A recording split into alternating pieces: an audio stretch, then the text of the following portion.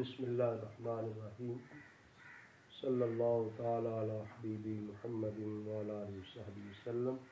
हज़रत सैयदना इमाम बुखारी साहब रहमतुल्लाह अलैह ने तर्जुमातुल बाब कायम फरमाया, बाब इमामतिल मफ्तून वल मुब्तदे। नमाज पढ़ी जा सकती है और मुब्तदे आदमी जो है उसके पीछे नमाज पढ़ी जा सकती है, उसका इमाम बनाना कैसा है। मफ्तून से मुराद वो है जो फितने में पड़ चुका हो। मफ्तून से मुराद वो है जो फितने में मुब्तला हो चुका है, वो मफ्तून आदमी है। वैसे इसके लिए फातन का लफ्ज़ भी बोला जाता है इसमें फ़ाइल पर, कभी इसमें फ़ाइल बमाना इसमें मफूल भी होता है। वो फातिन फितना डालने वाला, फितना परवर। मफ्तून भी वो है जो फितने में मुब्तला हो चुका है, यानी फितना ही डालने वाला है। क्या ऐसे शख्स को इमाम बनाया जा सकता है? तो किसी ज़रूरत और मजबूरी के तहत तो नमाज पढ़नी पड़ जाए, बाकी अगर इमामत की शराइत जो है पाई जाती हैं तो किसी ज़रूरत और मजबूरी के तहत मफ्तून के पीछे नमाज पढ़ी जा सकती है। और दूसरा ये है कि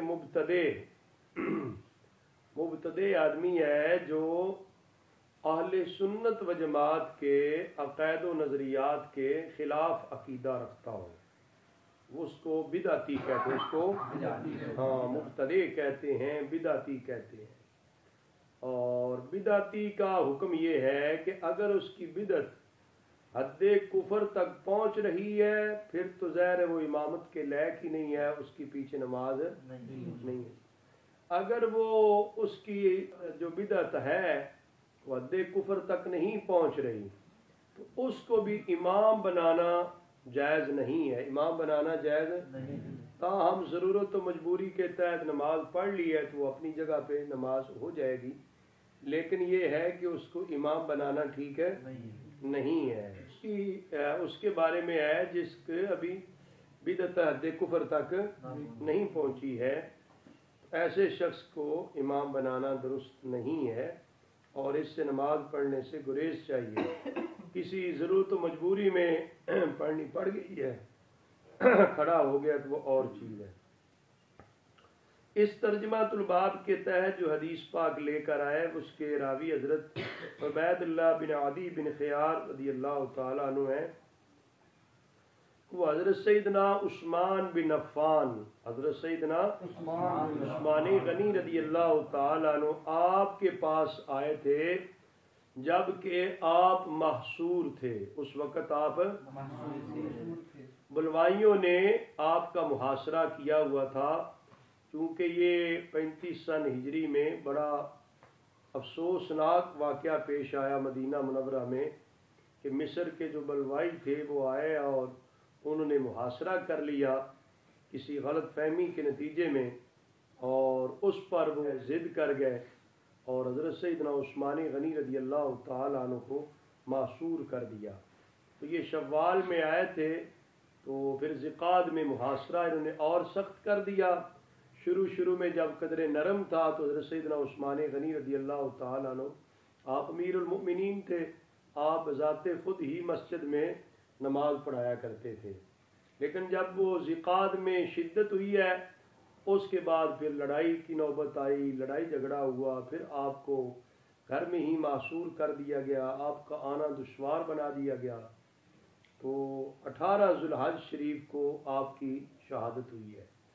तो इंतहाई अफसोसनाक वाक़या कि खाना पीना भी बंद कर दिया गया, मस्जिद में आना बंद कर दिया गया है। अमीरुल मोमिनीन साहब और इतना उनका एहतराम लाज़िम है और इस कदर उनका मर्तबा और मकाम है। उन दिनों में कुछ जो नमाज पढ़ाने वाले लोग थे वो कुछ बलवाई भी नमाज पढ़ाते। उस वक़्त के मामले में ये आपसे पूछा गया कि इन्नका इमाम आम्मा व नज़ल बिका मा तरा, आप तो इमाम आम्मा हैं, आप मतलब है इमाम थे, तो आपके साथ जो वाक़या पेश आया वो भी आप जानते हैं। तो वयुसल्ली लना इमाम फितना, اس وقت تو ہمیں نماز پڑھاتا ہے جو امام فتنہ ہے، اس وقت جو امام نہ ہے وہ کیا امام وَنَتَحَرَّجُ، ہم اپنے دل میں بڑی گھٹن رکھتے ہیں، بڑی دقت ہوتی ہے اس کے پیچھے نماز پڑھنے میں، تو آپ حکم ارشاد فرمائیں کہ ہمیں کیا کرنا چاہیے، ہمیں حضرت سیدنا عثمان غنی رضی اللہ تعالی نے جواب دیا الصلاۃ احسن ما یعمل الناس، لوگ جو عمل کرتے ہیں ان میں بہترین عمل کیا ہے؟ نماز ہے۔ سب سے اچھا عمل کیا ہے بھائی؟ نماز ہے۔ فَإِذَا أَحْسَنَ النَّاسُ فَأَحْسِن مَعَهُمْ، سائل کو کہا، سوال پوچھنے والے کو، کہ جب لوگ اچھا عمل کر رہے ہیں تو آپ بھی ان کے ساتھ اچھا عمل کریں۔ وَإِذَا أَسَاءُوا فَاجْتَنِبْ إِسَاءَتَهُمْ، تو جب وہ کوئی برے کام میں مبتلا ہوتے ہیں تو آپ اسے اجتناب کیجئے۔ یہ حضرت زبیدی نے کہا کہ حضرت زہری رضی اللہ تعالیٰ فرمایا کہ ہم نہیں دیکھتے کہ نماز پڑھی جائے مخنث کے پیچھے مگر ایسی ضرورت کی وجہ سے جس کے بغیر کوئی چارہ نہیں ہے۔ یہ دوسرا مسئلہ ہے، پچھلا مسئلہ مکمل ہو گیا ہے جس میں بتایا گیا کہ ایسا امام جو امام فتنہ ہے، ضرورت و مجبوری کے تحت اس کے پیچھے نماز پڑھ لیں، اس کے پیچھے نماز پڑھ لیں، اور اسی طرح جو ہے وہ اچھا کام کریں تو شامل ہو جائیں، تو غلط کام میں برے کام میں شامل۔ اس سے حضرت سیدنا عثمان غنی رضی اللہ تعالی کا مرتبہ اور مقام بھی آپ سمجھ سکتے ہیں۔ آج تو کسی کے ساتھ تھوڑا سا مسئلہ بن جائے تو اس کا جناب نام لینا بھی گوارا نہیں ہے، کہ جائے کہ لوگوں کو مسئلہ بتایا جائے کہ اس کو اپنا امام بنا لو، اس کے پیچھے نماز پڑھ لیا کرو۔ یہ حضرت سیدنا عثمان غنی رضی اللہ تعالی کا خوف خدا اور دین اسلام کا سچا جذبہ ہی ہے نا، اتنا اخلاص ہے وہ آپ کے دشمن بنے ہوئے، آپ کے جان کے پیاسے بنے ہوئے ہیں، نماز پڑھ رہے ہیں، ٹھیک ہے نماز میں آپ شامل ان سے ہو جاؤ، نماز کے دوران ان کے ساتھ شامل غلط کام کریں تو غلط میں شامل نہ ہو، نماز تو اچھا کام ہے۔ یہ ہے نا للہیت، اس کو کیا کہتے ہیں؟ جن لوگوں نے اللہ کی رضا کے لیے عمل کیا نا ان کے لیے یہ مثال ہے۔ میں نے عرض کیا نا کہ آج کے ماحول میں کسی کے ساتھ تھوڑا سا بھی مسئلہ ہو تو نہ جانے کیا کچھ لوگ کہتے ہیں اور کرتے ہیں، لیکن حضرت سیدنا عثمان غنی رضی اللہ تعالیٰ عنہ نے یہ ارشاد فرمایا تھا۔ اور دوسرا مسئلہ جو یہاں پہ بیان کیا امام زہری رحمہ اللہ نے، اس میں وہ کہتے ہیں کہ مخنث کے پیچھے نماز نہ پڑھی جائے مگر ایسی ضرورت ہو جس کے بغیر کوئی چارہ نہ ہو۔ اگر مخنث جو ہے، ہجڑا جو ہے وہ عورتوں کی زیادہ عادات والا ہے، عورتوں کے پیچھے نماز نہیں ہے تو اس کے پیچھے نماز بھی، اگر مردوں کی عادات والا ہے تو پھر بھی اس کے پیچھے نماز نہ پڑھی جائے، تاہم اگر کوئی اس طرح کی ضرورت مجبوری ہے کہ باقی شرائط پائی جاتی ہیں، علم مسائل احکام سمجھ آ رہی ہے، تو ایسی صورت میں مجبوراً اس کے پیچھے نماز پڑھی جا سکتی۔ اور اس سے یہ پھر معلوم بھی ہوتا ہے کہ جس کی عادتیں عورتوں جیسی ہو نا، کچھ ایسے لوگ ہیں جن کے سٹائل ہی مطلب عورتوں جیسے، ان کو امام بنانے سے گریز بھی چاہیے، یعنی امامت کے زیادہ اہل وہ نہیں ہے مرد ہی، لیکن اس کا کیا ہے اوپر سے سٹائل، لائف سٹائل اور اس کے انداز گفتگو، انداز تکلم، لوگوں سے پیش آنے کا جو انداز ہے وہ خواتین جیسا ہے، تو ایسا شخص جو ہے امامت کے پورا اہل نہیں ہے۔ حضرت سیدنا امام بخاری صاحب رحمۃ اللہ علیہ نے اس ترجمہ الباب کے تحت جو حدیث پاک بیان کی اپنی سند کے ساتھ، اس کے راوی حضرت سیدنا انس بن مالک رضی اللہ تعالیٰ عنہ، بھی کل گزشتہ سبق میں بھی یہ اس عنوان مضمون کی حدیث بیان ہو گئی کہ حضور نبی کریم صلی اللہ علیہ وسلم نے حضرت سیدنا ابو ذر رضی اللہ تعالیٰ عنہ فرمایا اسمع واطع ولو لحبشی کأن رأس زبیبہ، فرمایا کہ بات سن بھی اور عمل بھی کر، اطاعت بھی کر، اگرچہ حبشی غلام ہو جس کا سر زبیبہ ہے، جس کا سر مرقع ہے، جس کا جو سر ہے نا وہ سوکھا ہوا خشک جو انگور ہے نا، اگر وہی اس کا سر اس طرح کا ہے، یعنی اس سے مراد وہ لیتے ہیں کہ اگرچہ وہ اس کے حماقت بھی ہے، اس کا کم عقل بھی ہے، کم بصیرت بھی ہے، سمجھ آ رہی ہے ہے وہ امام بنا لیا گیا، امیر بنا لیا گیا، تو اس کی کیا کی جائے؟ اس کی اطاعت کی جائے۔ حبشی ہے پھر بھی اطاعت امیر اس قدر ضروری ہے کہ وہ جیسا بھی ہے امیر تو بنایا ہوا ہے، اب امیر کی بات ماننے میں جو ایک قوت اور پاور کا اظہار ہوتا ہے نا، وہ امیر کی بات نہ ماننے میں پاور نہیں آ سکتی، اور جو اجتماعیت بنتی ہے وہ بھی امیر کی بات ماننے کے علاوہ نہیں بن سکتی۔ یعنی اتحاد کو قائم رکھنے کے لیے اطاعت امیر ضروری ہے، اجتماعیت شو کرنے کے لیے، پھر کسی مشن میں کامیابی کے لیے اطاعت امیر ضروری ہے۔ اطاعت امیر میں اگر بظاہر کوئی نقصان بھی ہو، کوئی ایسا فیصلہ بھی ہو جو کہ مطلب ہے اس طرح بظاہر اچھا نہ لگ رہا ہو، لیکن پھر بھی اس کے اندر لوگوں کی نظر میں اچھائی ہوتی ہے کہ ہے تو اکٹھے نا، ہے تو اپنے امیر کی فرما برداری میں، ہے تو اس کے کہنے پہ کر گزرتے نا۔ جب یہ کارکنوں میں چیز آ جاتی ہے نا، پیروکاروں میں، کہ اس کے کہنے پہ کر گزرتے ہیں، کہنے پہ لبیک کہتے ہیں، متحد اور متفق رہتے ہیں، اختلاف بلا وجہ نہیں کرتے، نئی راہ اختیار نہیں کرتے، اس کا بھی ایک اثر ہوتا ہے۔ اگرچہ بظاہر جو ہے امیر جو ہے اس کی پالیسی کامیابی کی طرف نظر نہ بھی آ رہی ہو، پھر بھی جو ہے نا اطاعت امیر کرنے سے جماعتوں اور تنظیموں کا فائدہ ہی ہوتا ہے، نقصان نہیں ہوتا۔ تو آقا حضور علیہ الصلوۃ والسلام کی تعلیمات کے نتیجے میں بھی یہ ضروری ہے کہ اطاعت امیر کی جائے۔ حضرت سیدنا امام بخاری صاحب رحمۃ اللہ علیہ نے ایک باب قائم فرمایا، یقوم عن یمین الامام بحذاء سواء اذا كان اثنین، جب دو لوگ ہیں، ایک امام ہے تو ایک مقتدی ہے، تو وہ کہاں کھڑا ہو؟ امام کے برابر، امام کے یعنی امام کے پیچھے نہ ہو، امام کے برابر ہو۔ صرف یہ ہے کہ اس کے گھٹنے امام کے گھٹنوں سے آگے نہ ہو، امام کے گھٹنوں سے آگے نہ ہو۔ یہ حدیث پاک بھی پیچھے آپ پڑھ چکے ہیں۔ حضرت سیدنا عبداللہ بن عباس رضی اللہ عنہما فرماتے ہیں، میں نے اپنی خالہ میمونہ رضی اللہ عنہا کے گھر میں رات گزاری، رسول اللہ صلی اللہ علیہ وآلہ وسلم عشاء کی نماز پڑھائی، پھر آپ تشریف لائے گھر میں، آپ نے 4 رکعتیں ادا فرمائیں، پھر آپ سو گئے، پھر آپ اٹھے تو میں بھی جو ہے وہ اٹھا، تو آقا حضور علیہ الصلوۃ والسلام کے یسار میں، سمجھ آ رہی ہے، یسار میں کھڑا ہو گیا، تو آقا حضور علیہ السلام نے مجھے اپنے یمین میں دائیں جانب کیا، تو آقا حضور علیہ الصلوۃ والسلام نے 5 رکعتیں ادا فرمائی، پھر 2 رکعتیں، پھر 2 رکعتیں، 4 پہلے ادا کی تھی گھر میں آ کر، 5 ابھی ادا کی ہیں، 9 ہوگی، 2 اور تو 11 ہوگی۔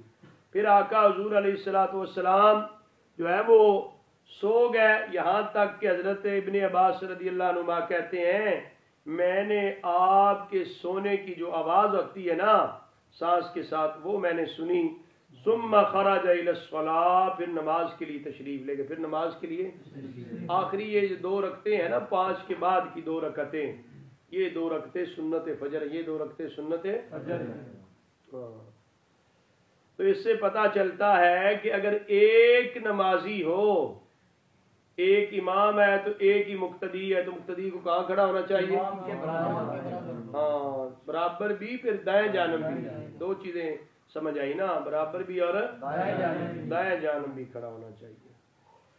اور دوسرا یہ یہاں پر جو ترجمہ الباب قائم فرمایا یہ بھی اسی معنی میں ہے، لیکن اس کے ساتھ ایک مسئلہ اور بھی ہے، بھی کوئی بائیں جانب کھڑا ہو گیا، امام نے اسے دائیں جانب کر لیا، تو کیا اس کی نماز فاسد تو نہیں ہو جائے گی؟ اتنا چلنے سے نماز فاسد نہیں ہوتی۔ یہ ترجمہ الباب قائم فرمائے امام بخاری صاحب رحمۃ اللہ علیہ نے، باب اذا قام الرجل عن یسار الامام، باب اس بارے میں کہ امام کی بائیں جانب آدمی کھڑا ہو گیا تو فحولہ الامام الی یمینہ لم تفسد صلاتہما، تو امام نے اسے اپنی دائیں جانب کیا ہے تو نماز اس سے فاسد دونوں کی نہیں ہوگی، نہ امام کی ہوئی ہے نہ مقتدی کی ہوئی ہے، کہ اس سے عمل کثیر واقع نہیں ہوتا۔ اس کے تحت بھی وہی واقعہ ہے، وہ جو ابھی پڑھ لیے آپ نے. اس سے اگلا باب ہے اذا لم ينوي الامام ان يؤم ثم جاء قوم فامهم. جب امام امامت کی نیت نہ کرے پھر لوگ آ جائیں تو ان کی امامت کروا دے، ان کی امامت. اس کے تحت بھی یہی روایت ہے، اس کے تحت بھی یہی روایت یہ 3 بار آ گئی ہے. تو یہاں پہ یہ ہے کہ وہ ہمارے احناف کے نزدیک جو ہے وہ مردوں کے لیے امامت کی نیت کرنا شرط نہیں ہے. خواتین نے ساتھ پڑھنی ہو تو ان کے لیے شرط ہے، ان کے لیے ہاں مرد ساتھ شامل ہو جاتے ہیں تو ان کی نماز ہو جاتی ہے. اگلا باب ہے اذا طول الامام وكان للرجل حاجہ فخرج وصلى. کہ جب امام جو ہے نماز لمبی پڑھے، کسی آدمی کو حاجت ہو، وہ الگ ہو کہ اپنی نماز الگ پڑھ لے، نکل کے اپنی نماز الگ پڑھ لے. اس حوالے سے یہ باب قائم کیا گیا. تو اس میں جو روایت لے کر آئے امام بخاری صاحب رحمۃ اللہ علیہ کہ حضرت جابر بن عبداللہ انصاری رضی اللہ تعالی بیان کرتے ہیں بے شک حضرت معاذ بن جبل رضی اللہ تعالی عنہ نبی کریم صلی اللہ علیہ وآلہ وسلم کے ساتھ نماز ادا فرماتے، پھر لوٹ کے آتے، آ کر اپنی قوم کی امامت کرتے، اپنی قوم کی امامت کرتے. ہاں لیکن آقا حضور علیہ الصلوۃ والسلام کے ساتھ جو نماز پڑھتے وہ اور ہوتی تھی. آ کے جو اپنے محلے میں، اپنے مسجد میں، اپنے قوم کے لوگوں کو نماز پڑھاتے وہ ہاں مثال کے طور پر مغرب کی نماز آقا حضور علیہ الصلوۃ والسلام کے ساتھ پڑھ کے آئے تو لیٹ آئے تو عشاء کی لیٹ پڑھا دی. یہ واقعہ اس طرح کا ہے کہ حضرت معاذ بن جبل رضی اللہ تعالی عنہ یصلی مع النبی صلی اللہ علیہ وآلہ وسلم ثم یرجع فیؤم قوما. واپس لوٹ کے آتے حضور علیہ السلام سے تو آ کر لوگوں کی امامت کرواتے. فصلی العشاء، نماز عشاء کی پڑھا رہے تھے. فقرأ بالبقرہ، تو سورہ بقرہ شروع کر دی، سورہ بقرہ. فانصرف الرجل، ایک آدمی جو ہے وہ نماز چھوڑ کے سائڈ پہ ہو گیا. فانصرف الرجل، نماز چھوڑ دی اس نے. دن بھر وہ کام کرتا رہا. اس کی شرح میں آتا ہے کہ وہ سارا دن کام کاج کرتا رہا، کھیتی باڑی. وہ واپس پلٹ کے آیا، اس نے دیکھا کہ معاذ بن جبل صاحب نماز پڑھا رہے، تو اس نے بھائی اپنی اٹھنی وغیرہ باندھی. اس نے کہا چلے نماز پڑھ لیتا ہوں با جماعت. سارے دن کا تھکا ماندہ تھا. تو جب جماعت میں شامل ہوا تو حضرت معاذ بن جبل صاحب رضی اللہ تعالیٰ عنہ کو تو ذوق تلاوت، وہ پھر سورہ بقرہ کی تلاوت کر رہے تھے. تو جب اس نے دیکھا کہ یہ تو کام بڑا لمبا ہے تو اس نے جناب نماز چھوڑ کے سائڈ پہ اپنی الگ پڑھ لی.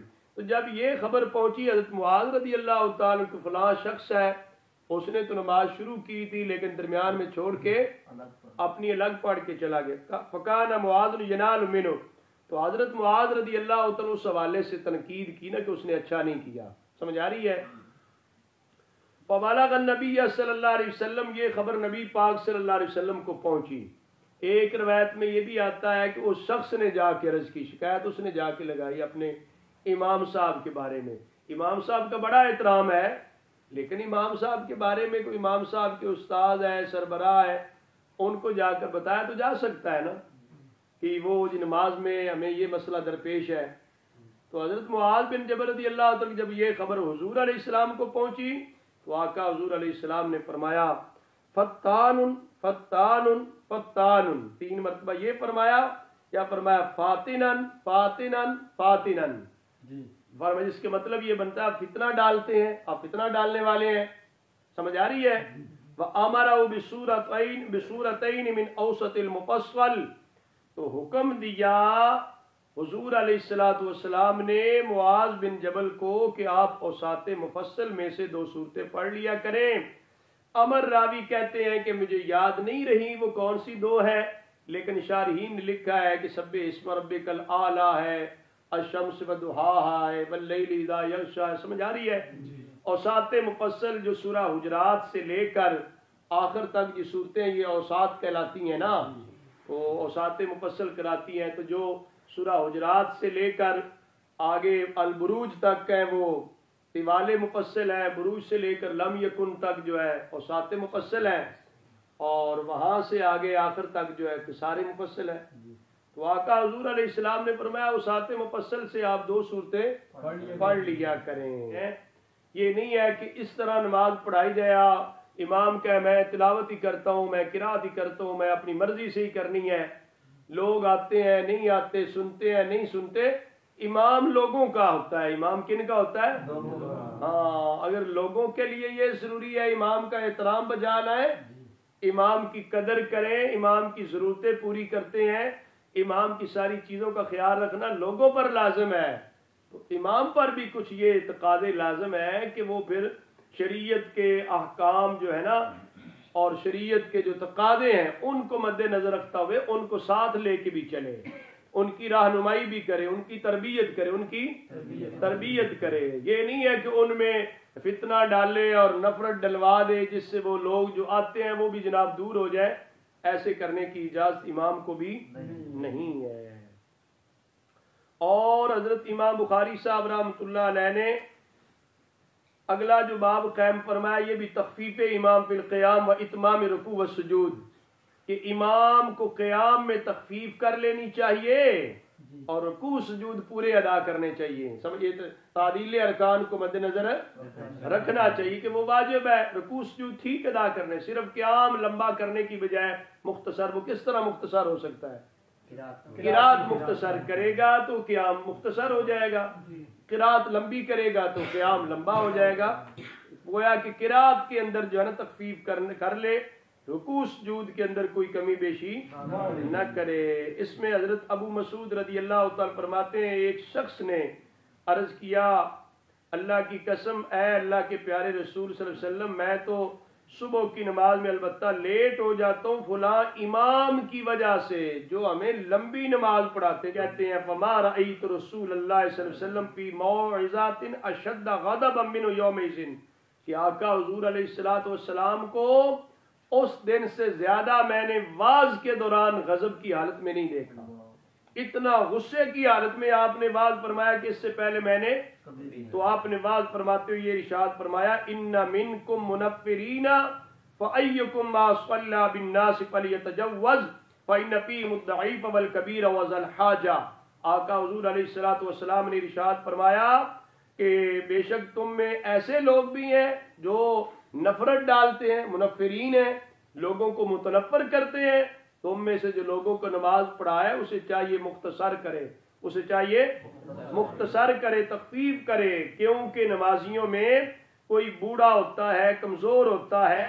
آقا حضور علیہ السلام نے فرمایا کوئی کمزور ہے، کوئی بوڑھا ہے، کوئی حاجت مند ہے تو اس کا بھی لحاظ کرنا چاہیے، اس کا لحاظ کرنا چاہیے۔